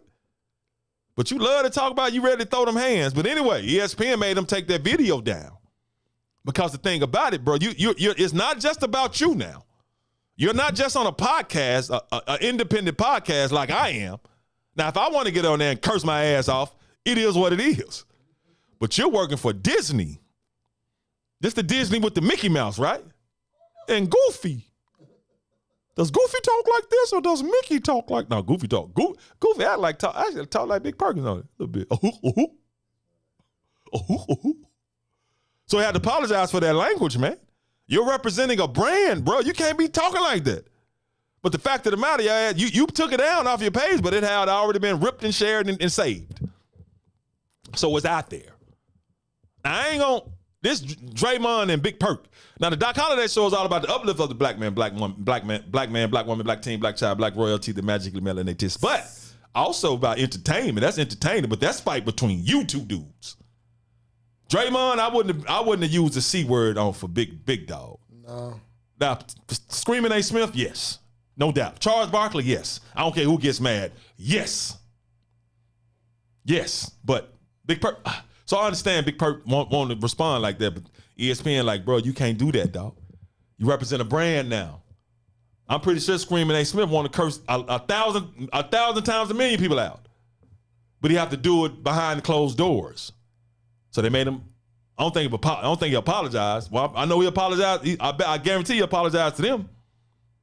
But that fight, boy, Draymond hit him with the C word. Yeah. Big Perk hit him with all kinds of curse words. And the funny part was how he first came. Draymond, what's wrong with you? Hey, Draymond, you all right? What's wrong with you? Yeah, this man sound like. You sound like one of them old school. You're like, it always caught him. I'm like, what's wrong with you? Uh-huh. But anyway, man, yeah, man. So hopefully this situation to get played out, because at the end of the day, bro, it's still, we have to fight the world. I don't want us fighting each other. I don't even want to be fighting no other brother. But if your ass is foul, I'm gonna get at you. Just like if I'm foul, get at me. I mean, get at me. But somebody did get at me the other day, yesterday. Show some love, man. My guy Penny Hardaway, head coach at the University of Memphis basketball playing Tigers. I always say that because instead of saying University of Memphis head coach, but University of Memphis got a lot of head coaches. But University of Memphis basketball Tigers, playing Tigers, head coach Penny Hardaway came to the show here in studio. Me and P go all the way back to 1991, University of Memphis. It was then Memphis State South Hall. Two Memphis dudes. That's when we became close. That's when we became tight. We've been like brothers ever since. Running the halls of South Hall. Anybody that went to Memphis State back in the day, y'all know what South Hall is. You had to be an athlete to live in South Hall. But he came through, showed some love on the show, dropped a lot of good nuggets. I mean, dropped some stuff that we didn't know. We talked about the successful, last season was his most successful as a head coach, because he finally made it to the NCAA tournament, went to the second round, had the number 1 overall seed beaten, Gonzaga Bulldogs, but the referees took it from us. It is what it is. Took it from us. Outplayed them, outcoached Mark Few. So that was his most successful season since he's been the Memphis Tigers head coach, his 4th season. But it was his toughest one. Because everything is, and he didn't even share with you everything he had to deal with. I ain't gonna even share with you everything he had to deal with, because I shared with you know where I got it from. But it was a lot. Internally, outernally, I don't say outwardly. Internally, they got a word for outernally, don't it? Externally. Yeah. Externally, yeah. I want to say outernally, though. Internally, outernally. But like I said, he signed up for it. He was able to maneuver through it. But he shared some things, man, talked about Imani-Best. There was a lot to talk about that Imani-Best was, into the transfer portal, that he may be coming back to the University of Memphis basketball team. But Coach Hardaway said on the show he hasn't spoken to Imani or Imani's people. Now, that can change. But as of Monday, June 26th, wasn't that June 26th? Yeah. Yes. No, June 27th. No, 22nd. No, 27th. 7, yeah. 27th. He hadn't spoken to him. Now, that can change at any time. But he talked about that. And he also talked about bringing my man, Faragi Phillips, hiring him as an assistant coach. And I'm going to salute and clap that hire, man. Faragi Phillips joining Penny Hardaway's coaching staff. And when I tell you this king right here can coach, this king can coach. He was a Vanderbilt assistant for the last 3 seasons with Jerry Stackhouse. You know Jerry Stackhouse, a North Carolina NBA legend, straight hooper, great coach. But he was able to get that job after leading Whitehaven and leading them to the state championship, back-to-back appearances in the state tournament basketball, which Whitehaven basketball hadn't had. I think in forever. But he led them to the semifinals one year, and he actually lost to Penny when Penny was coaching at East in the state tournament. When they were just, Penny and them was racking up all, state championships. But he hires Faragi Phillips. He broke that news on the Doc Holliday show, so all praises to the Most High for that. Yes. And praises to my brother for doing that on this platform. But think about Coach Phillips. He took a Mitchell High School basketball team, and I think they hadn't won but a couple of games before he took over. He had them going to 4 straight state tournaments. Won back-to-back state championships, I think 2014, 2015. 2014, 2015. He had Jeremiah Martin playing for him, who was hooping for him. Took Mitchell to 2 straight state championships when their basketball program was down. Then he got the job at Whitehaven and brought that program up. And the thing about Coach Phillips, man, hard worker, smart, intelligent, loyal. He ain't gonna stab you in the back. He ain't gonna talk about you behind your back. He's a good man, good family man, husband, father. I tell him every time I see him, and he and his wife had another child, like, God damn, you populating the earth for real. But beautiful family, smart man, smart coach, hardworking coach. And this is how I met Coach Phillips. Cass, you might not even know this. He was my oldest daughter's Marshana when she was at Lanier Middle School. Okay. She's an athlete too. All my children, all my young Royals play sports. Yes. She was playing soccer, and Coach Phillips was coaching her soccer team. Now, he had never coached soccer. I don't even think he ever played soccer. But check this out, bro. He had never coached soccer. So he was coaching my daughter's Marshana's soccer team at Lanier Middle School.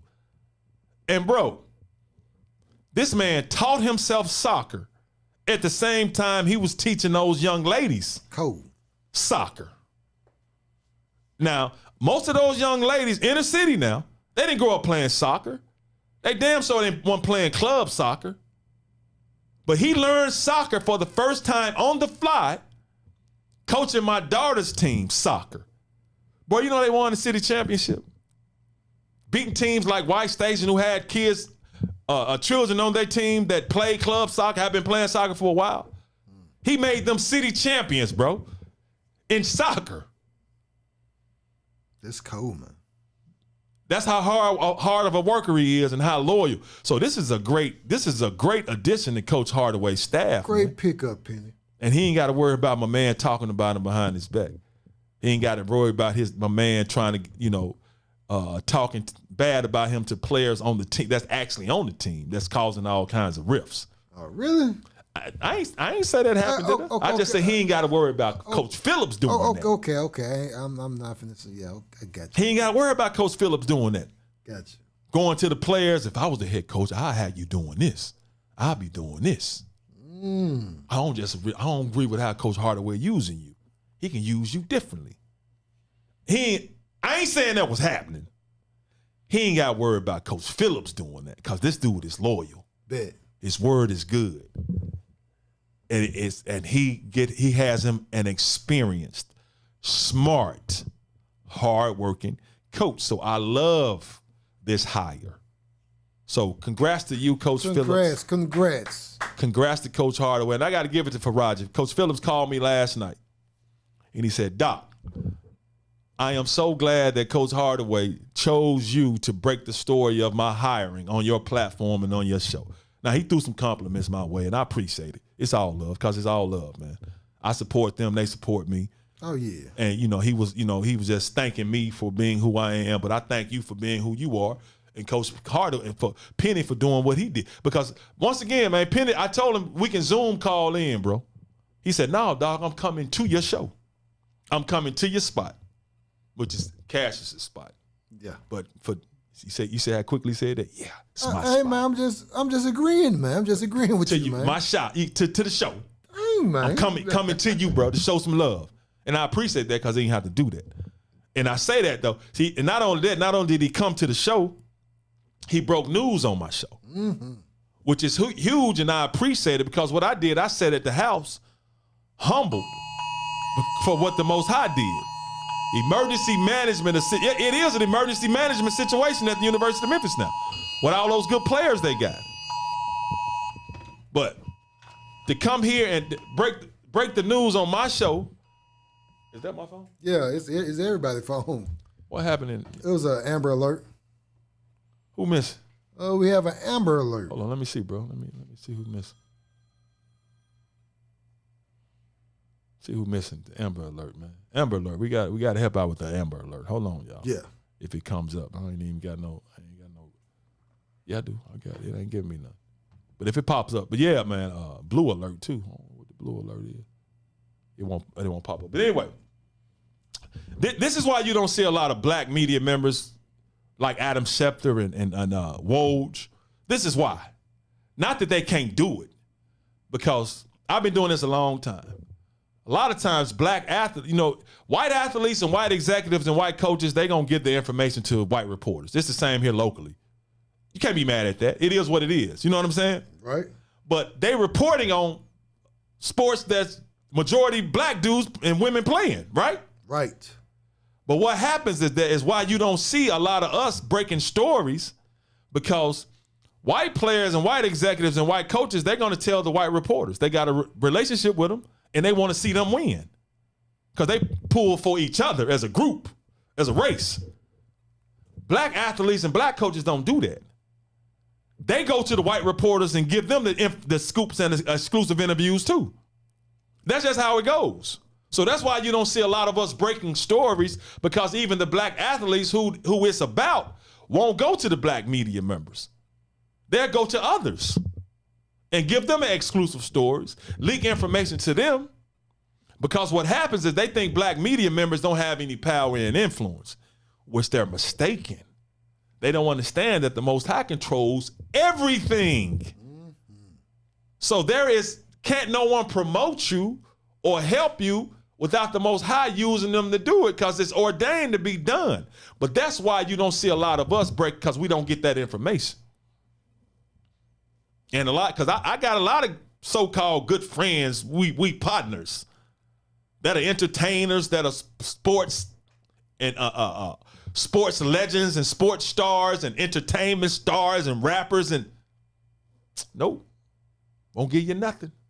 Especially with the Grizzlies, man. I was supposedly tight with several of them on the the old school Grizzlies. Yeah, the old school Grizzlies. Yeah. All tight, but would never give me no exclusive information or interviews. But they're running to go give it to somebody else.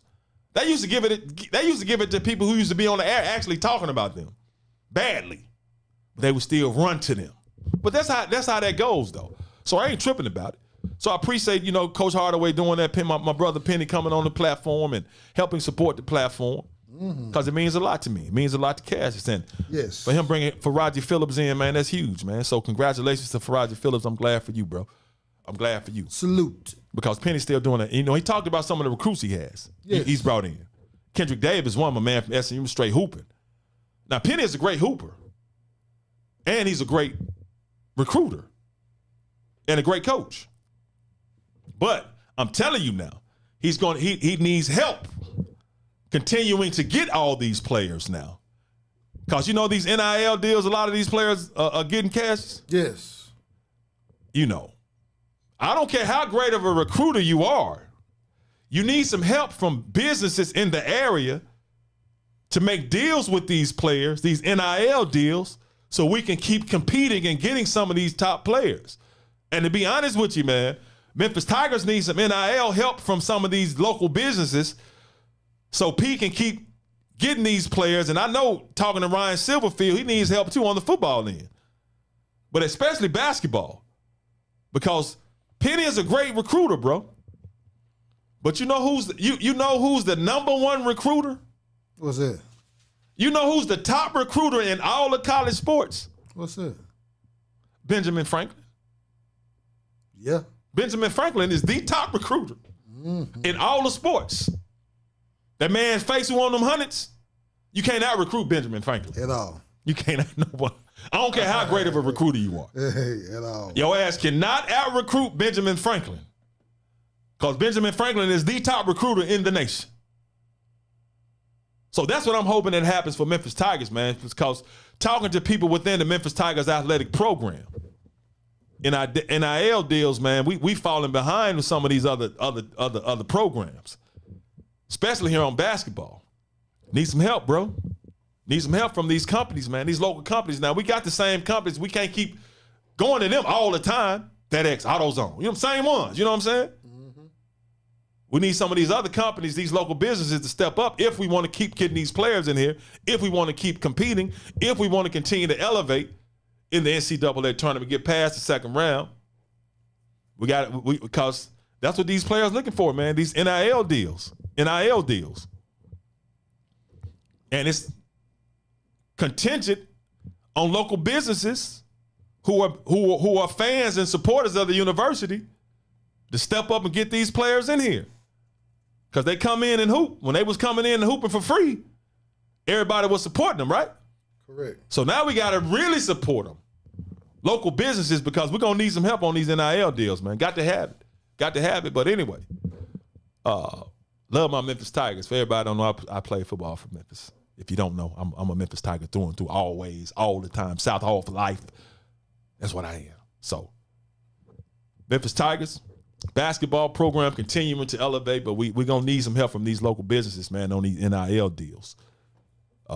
Make these deals and throw these hands. And speaking of throwing hands, two of the best running backs. Well, no, Adrian Peterson really is one of the best running backs to ever play. He's up there with me. That's a future Hall of Famer for sure. Le'Veon Bell, not so much. He ain't no Hall of Famer. He's not, bro. He was a good running back. He was a good running back. He ain't nowhere close to Adrian Peterson. It's funny. He had I liked his running style, the pace, the patience he ran with. Yeah, because he's the only one that can run that way. Yeah.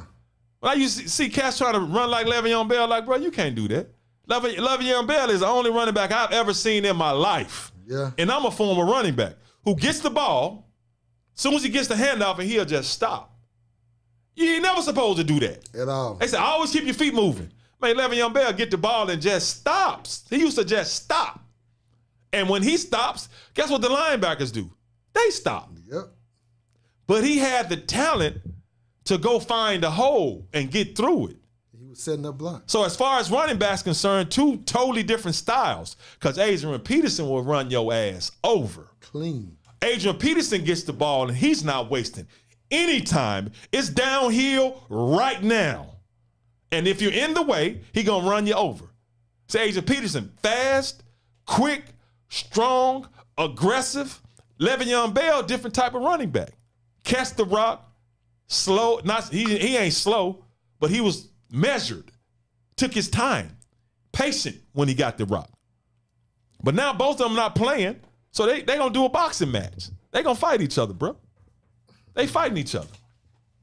July 30th in LA. Both of them, their first exhibition match. So if they end up being professional boxers, it won't go on their record. But July 30th, they gonna fight each other, bro. I'm interested to see it. Adrian, AP 6'1", 220, 225, something like that. Le'Veon Bell 6'1", 220. No, Le'Veon Bell listed as 6'1", 225. AP 6'1", 220. So they the same size, same height. But I'm interested. I'm telling you that boxing a different thing now. It's a different monster. So it's good. It's both of them fighting that first boxing match. But hey, man, AP, he still got to get some loot because AP got a lot of kids, bro. I think got child support judgment on something. You got to find a way to make some money. But boxing match, man, I'm looking forward to seeing it, man. I'm looking forward to see them scrapping. Yo, dog, check this out. Yo, what's up? Oh, it's funny because I was getting ready for you. Somebody made a comment on it. What? Oh, he did.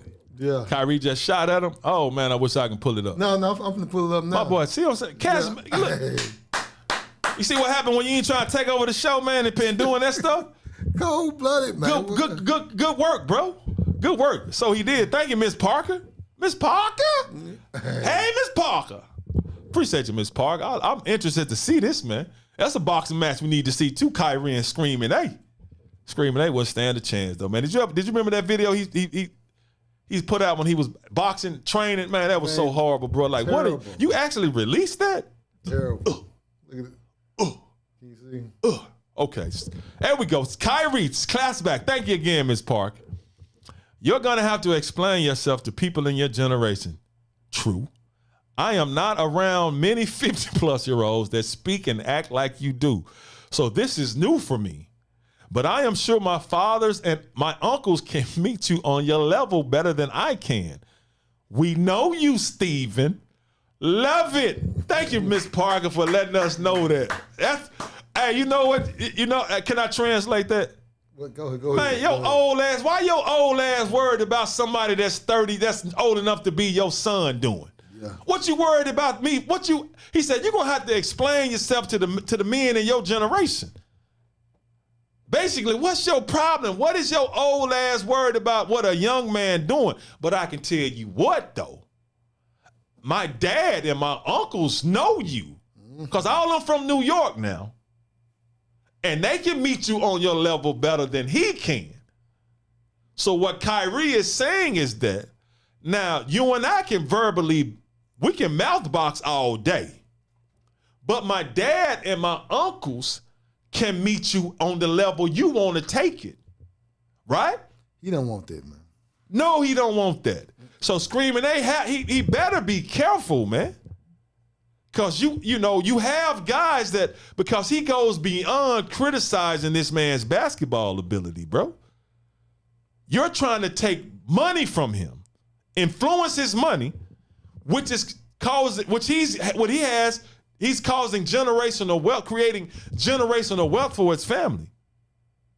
Generational wealth that's above him, that goes to his dad and that family, and the generation that's coming after him, to his kids and his kids. And you're trying to affect that. And Stephen A. Smith is trying to influence public opinion against Kyrie getting paid. Because the Brooklyn Nets and these teams, they gauged public opinion for these players. Yep. And you're influencing that because they bash it in all day, every day. So thank you for hooking us up with that, Brittany. And thank you for the hustle, Mr. Hustle Man from the 5th floor. I was on it already, man. I told you I was Appreciate on it. your hustle, man, from the 5th floor. No problem, man. No problem. So yeah, hey, I love that clapback though, because he ain't come nasty on him. He just what's wrong? He basically be like, you know what? Kyrie should have took a phone like Kendrick Perkins then and said, Stephen A. Smith, man, what's wrong with you, man? What the? Yeah. I love that response. Kyrie did it in a nice and elegant way. Like, okay. Now, Kyrie is perplexing to him. Like, man, what the hell is wrong with you? You are obsessed with me. You're obsessed with my money and what's going on. That's my problem with this. What I'm talking about. Right. That's what Screaming A does, man. He think it's a joke. I'm just saying now. I'm just saying. They are from New York, right? Yes, they are. So, but good clapback, Stephen. Not you, Screaming. Kyrie. Good clapback, Kyrie. A11 even. Good clapback, man. So, Screaming A. Better watch your ass, bro. Watch your ass, bro. That's all I'm saying. Because Kyrie, he can go at you. He can verbally mouthbox with the best of them now. Twitter fingers.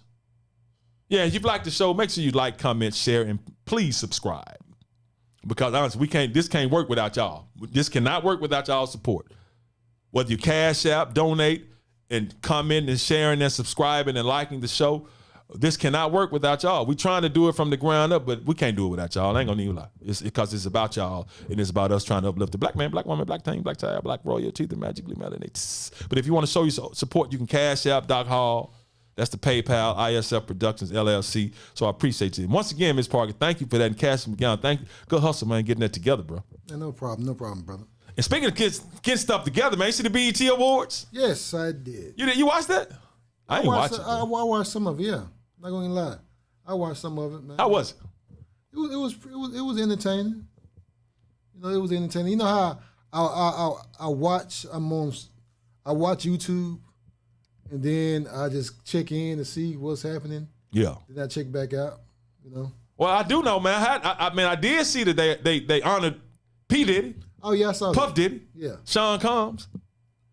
Take Diddy that. dong. Take that. Ding dong, ding dong. Take that. Take that. My man got the Lifetime Achievement Awards. Well, Lifetime Achievement Award. Got honored at the BET Awards for a Lifetime Achievement Award. Now, he deserves that, bro. Because in the 90s, when he founded Bad Boy in 1993, bro, Bad Boy was putting out hits. My God dang list that. Bad Boy was putting out hits, but not only that, he started Revolt TV.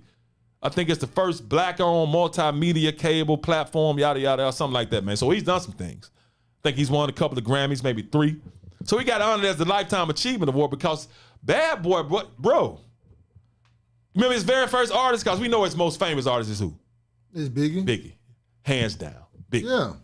What about Mary J, though? Mary J. Cole, but I already know who you finna say. I know his very first artist. Craig Mack. Yes. The flavor in your ear. Time, I ain't gonna even lie. When Craig Mack first came out, I was like, does he have on a mask? This man cold-blooded. Oh, no. I'm sorry, Craig Mack. I think he passed away. R.I.P., man. R.I.P. Craig Mack. But Craig Mack was cold, bro. Yes, he was. And check, I see if y'all know these, because as soon as I hear Bad Boy, especially with that flavor in your ear remix when Biggie came on and crushed it. But when he came on, Bad Boys come out and play. Diddy Pop. Now we know everything. We know everything B.I.G. did, man. But you got, because Craig Mack was his very first artist on Bad Boy. Yep. And Craig Mack was bumping, bro. Bumping. Because this all I ain't even really know the lyrics until I looked them up today, bro. Really? Just like Uniblab, bro, by the cooking flab. My flavor bitter, by the chitter chatter, madder than the Mad Hatter. Now, you didn't know that, bro. You probably knew Mad Hatter. You didn't know bitter, by the chitter, because that don't make no damn sense. It don't. Like Craig Mack, you weren't saying nothing, bro. But it was thumping, though. Yes, it was. But salute to Diddy, man, getting the BET Awards Lifetime Achievement Award at the 2022. But the thing about it is that Kanye came out and I think gave him a presentation or something. This man had the whole with the mask on, bro. Oh, it's Sean Love Combs now. Oh, really? Oh, man, that's what you were saying. Oh, okay. Oh, okay, Miss Bass. Thank you. Sean Love Combs. Man, this dude got more name changes than anybody. But he got him. Thank you, Miss Bass. He got him a BET Lifetime Achievement Award. But, hey, you look at the artists, bro. Craig Mack, One Tell, Faith Evans, Total, The Locks, Mace, Mary J, and 8 Ball. Remember when 8 Ball and MJG was signed to Bad Boy South? You remember when they came to the premiere? Yeah.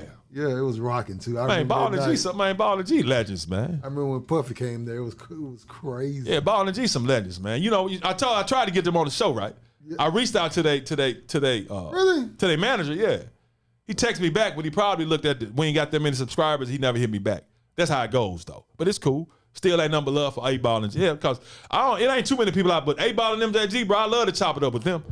But yeah, we text back and forth, man. He asked to send the link to. I'm pretty sure he liked the show, but he probably looked at because we just started. And we knew the platform ain't that big, so he probably thinking they too big to come on that show. But it's all good, bro. But 8 Ball and MJG, if y'all watching, anybody know they watching, bro, y'all welcome on the show anytime, man. Because y'all legends. Y'all legendary to me. Y'all were my pregame music in college and the NFL, bro.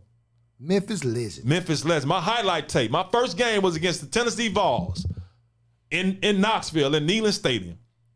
My very first college game, 9th game of the season, 1991. I ran for 138 yards, bro. Running them over, but that was my first game. So I guess what song I used on my highlight tape? Coming out hard. MJG. Description of brother. The one that tend to always keep his business undercover. That was my first song, man.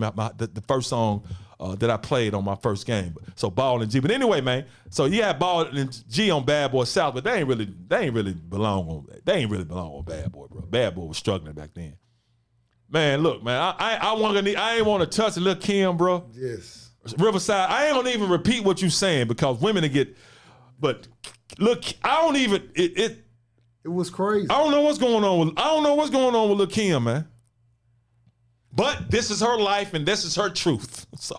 Hey, good job, Doc. This is her life and this is her truth. Good job. I know the original Lil' Kim was pretty. Yeah. I ain't saying nothing about this Lil' Kim that she ain't pretty. Right. But the original Lil' Kim was pretty. But this is her life, her truth. So whatever she's doing and she's not doing, she has to answer to the Most High for that. Thank you, Miss Bass. Appreciate you. Miss Bass is also joined too. She's a member. Yes, so Miss Bass is a member. Thank you. But anyway, man, good luck congratulations to P. Diddy. But he wasn't the only winner, man. BET, they gave out some awards. They gave out some awards, man. And I'm glad the Weeknd didn't have on that makeup he had on like last year, bro, when he looked like his face was all beat the hell up and beat the hell in, man. I know, right? He looked kind of crazy. No, he looked kind of crazy. He looked crazy. Like, what's going on with you, bro? But these, Jazmine Sullivan, man. She won Best Female R&B Artiste. Cold. And that's Jazmine right there? Yeah. What you say she sings, bro? Because I don't listen to her. Man, she has a lot of good music. You said it was something break your windows out your car? But that's off her first album. How many albums? You don't know how long she been out? She been out for a while. I'm kind of older, bro. I listen to that older music. Me and Kim went to her concert when Kim was pregnant with Cree, man. Kim, your wife, right? Yes. Oh, okay. When she was pregnant with Cree was in the stomach. But you know what? Okay. Well, Jazmine, she got to be good because I took my wife Tasha to the Isley Brothers Maze show, and the comedian was up there saying he got to bring Jazmine Sullivan to Memphis. Cold. Doc, she's cold now. Okay. Well, she won Best Female R&B Artist, Best Male R&B Artist, The Weeknd. The Weeknd without the E. I don't know about that. The Weeknd, yeah. I mean, yeah. But who else R&B singing now? I would have gave it to. Who was that? The Temptations. This man right there said the Temptations. They cold now. They cold. Or New Edition. They better than The Weeknd to me. That's what I'm saying, bro. Yeah. I mean, Best Male R&B Artist. I mean, or Usher, and Usher ain't put out, but Usher is still. Well, yeah, Chris Brown. As far as Chris Brown can't touch Usher to me, bro. As far as singing and stuff, now Chris Brown can sing. Dance. Did Chris Brown put out any music? He wasn't even nominated, was he? He just put out an album. He wasn't. I don't think he was nominated though. Oh, really? Okay. I don't think.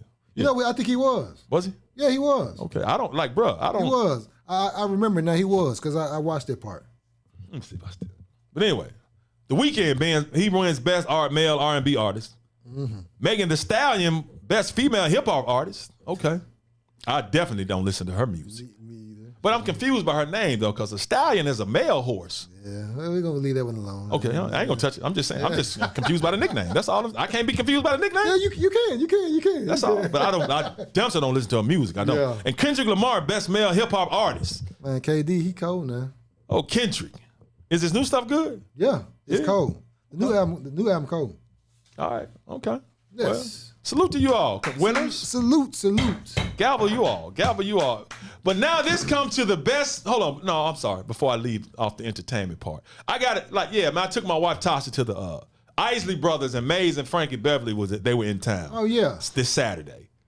Down at the Lander Center. For people that know, that's in South Haven. And that's really, Memphis is here. South Haven is right here. See, the show was in the Lander Center in South Haven because you can't, if you come to Memphis and try to have a show, FedEx Forum has the right to first refusal. Really? Yeah. They have a right to first refusal. Oh, that's cool. You can't have a show in Memphis anywhere other than FedEx Forum. If it's so many people, yeah. Oh. But they charge so much for rent. Jazmine is good? Okay, I believe you, bro.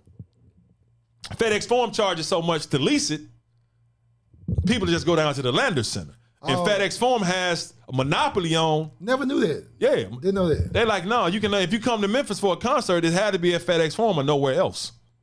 Oh. So they take it to the Lander Center. And FedEx Forum gonna charge your ass. Oh. So a lot of these promoters don't want to pay that. She fired? Okay. Miss Bass says she's fired, well deserved. Okay, I'll take your word for it. I believe. So yes. So we went to the show. And, Isley, I got to give it to the Isley brothers, bro. Rest in peace. There's only two of them still alive, but Ron Isley and his brother. Ron Isley, 81 years old, dog. 81? 81 years old, man. Oh. Brother Ernie on that guitar. You know what I'm saying? So, you know, my wife enjoyed herself. But the best part is when he came out and did the skit with the Mr. Biggs, you know, the whole little music he made with R. Kelly, you know what I'm saying? Yeah, but it was no, what, bro? No, Would you let me? I'm waiting on you, man. I'm waiting on the words. Hey, okay, because you know how sometimes you throw me off with the build up, man. No, because it's a build up. Okay. I put it this way: the promoters who brought the Isley brothers, and Mays and Frankie Beverly, those are two legendary acts, man. Oh, the promoters wasn't ready for that stage. Really? They wasn't ready for the stage, bro. Oh, they didn't like that, man. It was sloppy, bro. Oh man. But granted, I didn't see the Isley brothers or Mays and Frankie Beverly complaining, but it was sloppy, bro. But they had a comedian out there. He was funny as heck. Whatever comedian, I forget his name, but dude was funny. But yeah, it was sloppy, bro. Because when they got the big screen, right? Right. You showing the images they want you to bro. Yeah. First of all, I'm looking at the screen. You can see the computer prompts at the top of the joint. It ain't funny, bro. Hey. They deserved better than that. You can see the computer prompts, and it was messing up, and it was glitching. Somebody got fired. Bro, not only that, dog, they was loading it up like during the show. Like everybody in here, well, you ain't supposed to be able to see that. No. When the Isley brothers got done, they loaded up Maze's thing, and you looking at them load it up, and it was broken. It was janky. They had to fix it, but you're not supposed to see it, bro. The stage manager, look, bro. The stage manager was coming out, actually talking to the audio guy in the back. Everybody can see him, bro, doing this right here. Y'all supposed to be on headphones communicating. We ain't supposed to see you doing this. 2 minutes, 4 minutes. What's wrong? Up here. Oh, dog. And a lot of times, man, the sound was off. Is this at the Lander Center? It's at the Lander Center. But it's really on the promoters, whoever they hired. Oh, okay. It ain't on the Lander Center. It ain't on the groups. The groups, we perform. We bring out music. Y'all make sure the sound is right. We do sound check. But, man, sometimes, bro, you can tell that Ron Isley couldn't hear the music in his ear. You know what I'm saying? Right. Because his lips was moving to something different than the track. Oh, it's messed up. Yeah, man. They deserve better, bro. Yeah. And then in between the Isley brothers and Mays and Frankie Beverly, they had to change the whole stage, right? Because all of them got equipment. They actually play the music. Okay. But it was still a lot of backtracking going on. Terrible. Pre-recorded tracks. But they had to change the whole stage. Now I'm looking at them change the whole stage now, bro. Unplugging stuff, plugging stuff up, wrapping things up. And I'm telling my wife, look, there is no way in the hell that sound gonna be right when Maze hits that stage, man. All this stuff that is just unplugged and plugging up again. Cause doing sound check, bro, don't you get the levels and you pre-program the board, right? Yes. You don't move nothing at all. I said, oh, hell no. And it took them almost 40 minutes to get all that up. And I'm looking at them set it up. It ain't working. They unplugging, plugging. I said, oh, this is not gonna be right. Soon as Maze hit Cash, as soon as Maze hit that first note, I said, I told you. I knew it. Terrible. I knew it. And I'm looking at the organ player go to the dude, one of the production guys, the grips on stage. They trying to fix it. I'm like, bro, that promoter, whoever promoted that show, they wasn't ready. Janky promoters part too. I'm pretty sure the two groups got their money. Yeah. But they're legends, man. They deserve better than that, bro. That was sloppily done. Cause the tickets I bought were $140 a piece, man. Are you serious? Bro, yes. Yeah, man. Oh man. So, bro, I'm expecting even with that, it's like we do this show. What I be perfection, man. It go. You are expecting perfection. I'm a perfectionist, man. $140. But bro, so it's supposed to go like this. I'm not supposed to see you loading up stuff in between. I ain't supposed to see the computer prompts. We ain't supposed to see you trying to fix it. It ain't supposed to be broken. I mean, when I say it was broken, bro, I mean it was broken. $440. Dog, and that's on top of the fees because I went on Ticketmaster instead of driving my dumb ass down to Landon Center and getting them straight from there. Bro, we ain't supposed to see that. You know what else we ain't supposed to see in here? What's that? Mic check, mic check, mic check, mic check. Check, check, check, check, check, check. So they didn't do sound check. Bro. Mic check, mic check, mic check. Mic check, mic check, mic check. We ain't supposed to hear none of that. And the comedian that was hosting, he had a whole skit. The DJ was talking and wasn't even paying attention. He had to do it over again. But the Isley brothers, man, I want to show the respect to those elders, to those legends. But I gotta admit, Mays and Frankie Beverly, after 3 songs, I had to get on because I'm not a real big fan of theirs anyway. But Frankie Beverly is 75, so he was winded. So you really couldn't understand what he was saying. He can't do too much off that. Yeah, but I understand. He's 75 and Ron Isley is 81. So I went to show my wife a good time. It was, it's part of our 24th wedding anniversary. They capped it off. So she had fun, so that's all I care about, man. You know what I'm saying? That's all I care about. Now is the time of the show. I like it.